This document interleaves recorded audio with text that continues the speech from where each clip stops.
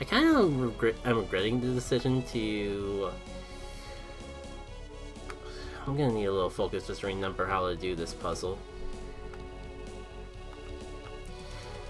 But yeah, maybe trying to finish this place before the end of the stream was a little too ambitious, but we're so close to done at this point.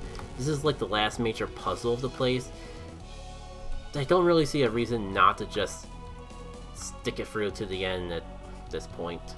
No! That was not how you do the puzzle. That was totally not my intent, but definitely totally on me. Now that was just me being dumb. Like, first time I could blame the controller slightly. But I couldn't really blame the controller. I could just blame the fact that I wasn't accustomed with the new controller's layout. That, however, is all on me. No drawing my way out of that one. Just have to deal with the consequences as is.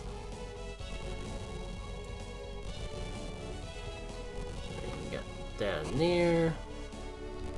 This one can go down near the bottom there. And I'm just looking forward to... Even if I just end up having to copy... Even if I were to just copy-paste all the enemies and practically everything else from version 1, minus the changes I made to new moves and classes, I feel that everything I've done already is already going to make version 2/second mix of Dawn of Djinn so much better than the first one. Even then, I still have some ideas to just review enemies and rebalance them with the new abilities in mind, and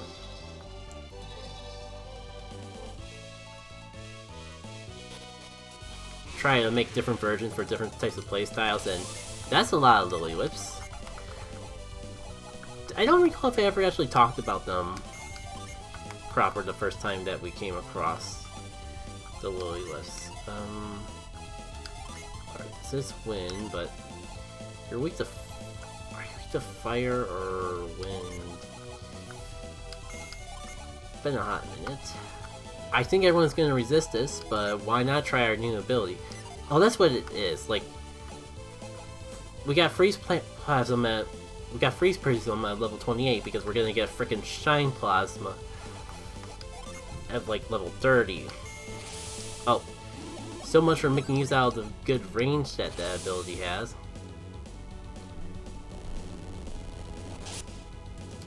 Oh, good, you're not weak to that.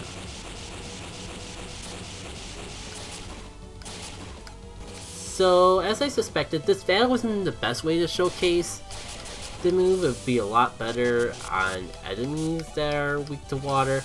If only we had a boss fight coming up that was super vulnerable to water. That would be a perfect opportunity to try out the move. Okay, I think I might have got a little carried away. The ambition might have almost screwed myself over from that ambition, just a tad. But I think we'll find a way through. Okay, so I think I'm gonna sacrifice my awesome class for a turn just to assure that we don't suffer a horrible, intolerable death to anything up ahead. Actually, what am I doing? I should just use Chasm and Wish. Also, probably could be doing more synergy recovery options more frequently. Let's see if Side Suction does any good. Oh, Chasm was on Mia.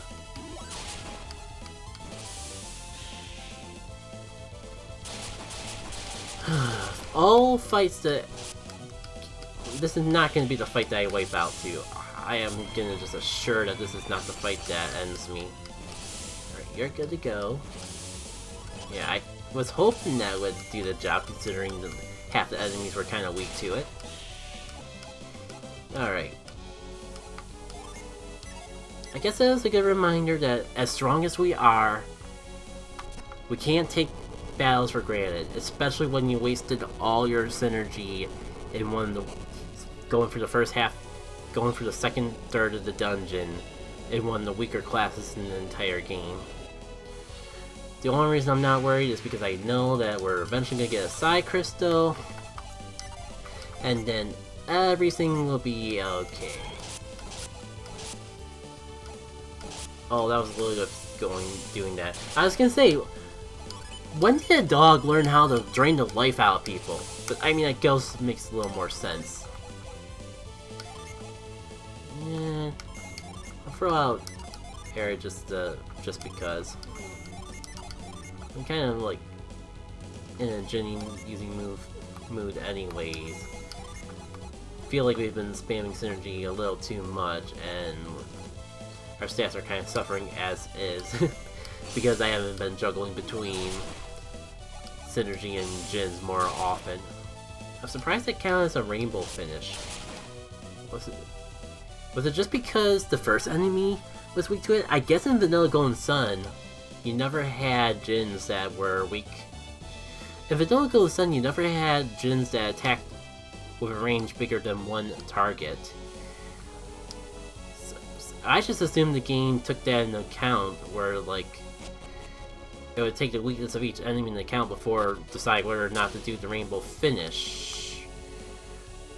But I'm wondering if I had that idea wrong the whole time. I wonder if it, like, as long as the first enemy is weak to it, if you just get a rainbow finish with any enemy defeat afterwards, that kind of like changes my entire perspective of Golden Sun if that's the case. Point being, I can't tell if that's a graphical glitch or if I'm actually getting experience from enemies that aren't actually weak to the Djinn just because I happen to finish them off the same turn I hit the first enemy with its weakness. Maybe I should ask more questions about that, because obviously there's apparently something I don't know about this game, because that took me off guard. For some reason, out of all the time I spent playtesting this, I never realized that was the same. That being said, it's all been fun, but I think I'm about as ready for this stream to end. The next person. Well, I was right about the part of being able to heal Ivan before the enemies attacked. I'll admit I was kind of hoping that with all the synergy spells we were spamming that this wouldn't happen.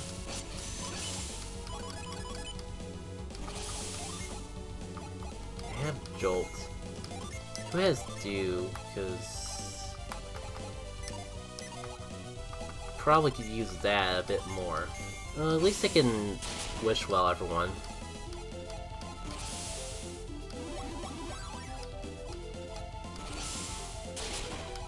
This probably won't work because... Oh, that's right, I have poison bombs that I never actually used. Yeah, I kinda had a feeling that that was gonna be how that went down.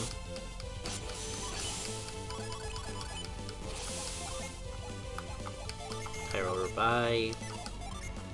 Forgot that was a thing.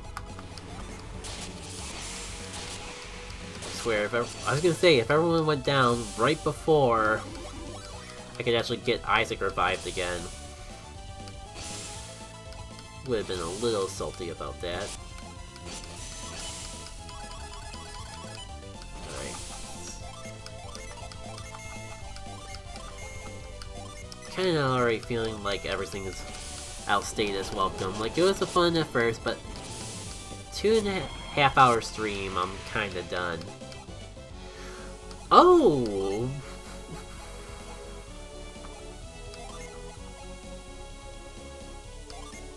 Powers of Frozen Rain. The only downside is that we've gotten so many better things already. guess I'll equip this for a little bit, just to show it off. I mean, they are mitts, so of course it'd be like a little weaker compared to gloves that we got. It's not even by much, but I feel like the defense would be more useful. We'll probably get, like it or not, I'll probably get into one more random bat. And there's the end. Oh hey, a random battle. Let's show off the mitts before I end off the stream. Actually use one of the poison bombs that I said I would. There's definitely plenty of things I never got around to showing off.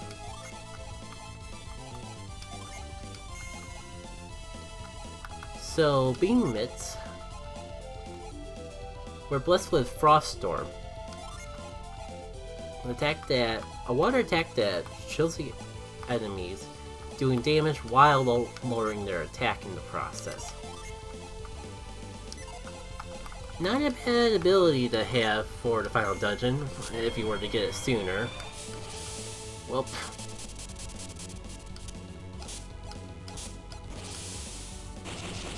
what's kind of cool, if I recall correctly, is the Mitts Unleash.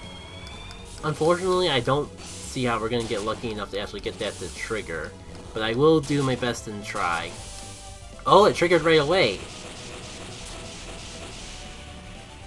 That is a very solid amount of damage off on a single enemy. And a pretty nice side effect too.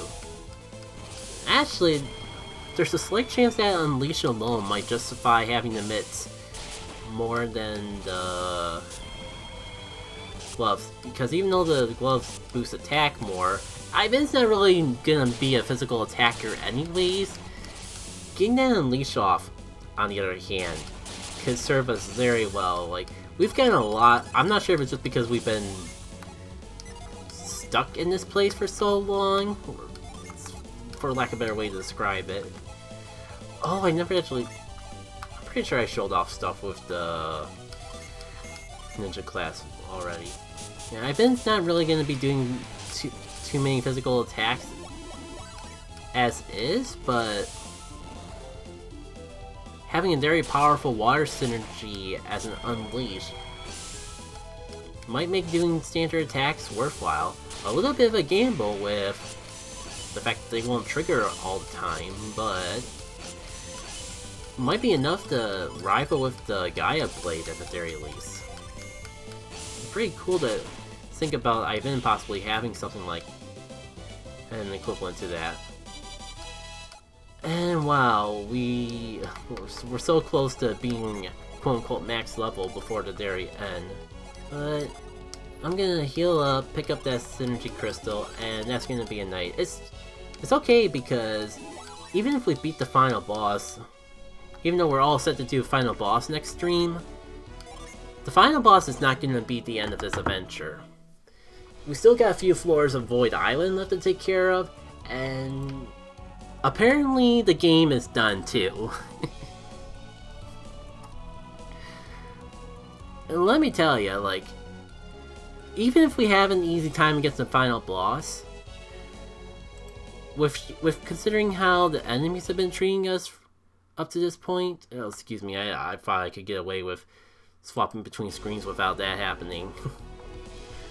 Even if we get through the final boss easily, I can promise you that the final floors of Void Island will give us more challenge than we could possibly ever imagine. Oh yeah, what I was gonna say was that the normal enemies, we were still having to put up a good fight against normal enemies, even though they were normal enemies and we were almost max level. So there's still a chance that the final boss will put up a good fight too, even though we're pretty well equipped for the adventure up ahead. This is typically a bit higher level than I usually get in a playtest up to this point. I'm feeling pretty good about the boss, considering I have playtested this with only 6 Djinns each, because I did want to try and make it in a way where the Grand Djinns were technically optional, But I wouldn't be surprised if we had a little bit tough of a time. Then again, even when collecting all the Grand Djinns and doing everything in the game, I don't know how I got these extra levels, but I'm used to being closer to like level 25 to... used to being closer to level 26, level 27, than flat out almost at max. Not quite sure where the extra experience came along, but... I mean, from a player perspective, I can. Guess while we're in here though, at least pay attention to my move pool and figure out what I want to do from there. Geyser Crash has been really nice, and even though it probably won't stun against the boss, I'm not going to complain about having solid water physical damage. Though seeing Bane there kind of reminds me what I actually want to do. The whole concept of swapping around Djinn charms. Is there a description of synergies in this screen? Yeah. Pretty sure, like, I want Clover for this fight. Would I rather have Kite or Luff? Honestly, a little bit of a hard choice. And as for Mia, go with Kasei. All three of these are solid options in their own right. And this is healing, and we got Sonic we really want healing. I'm definitely go for Foam just so we have a way to lower speed on the fly, but yeah, I don't know how much we're gonna actually be attacking with Mia. So let's get Foam on here. I think with Garrett having the Phoenix Feather, I think Garrett can just keep the Phoenix Wings. And I'll give these to Ivan. Just not the most organized space, but I believe everything that I'll need is on a party member. I just have to decide whether I want to go with Kite or Luff. Shame we don't... I think if we were to get like 1 or 2 more levels, we have the final stage of this, which would be honestly really good for this point. I think I might get more... First of all, I think I might get more use out of Kite. I'll probably be casting with Ivan most of the time and just using that Break Strike if they go for boost, so yeah, I'll go with the Golden Glove. And actually, item healing is probably not that as valuable on Garrett because he has that item. I think I'm just gonna go in as is. Alright, here goes something.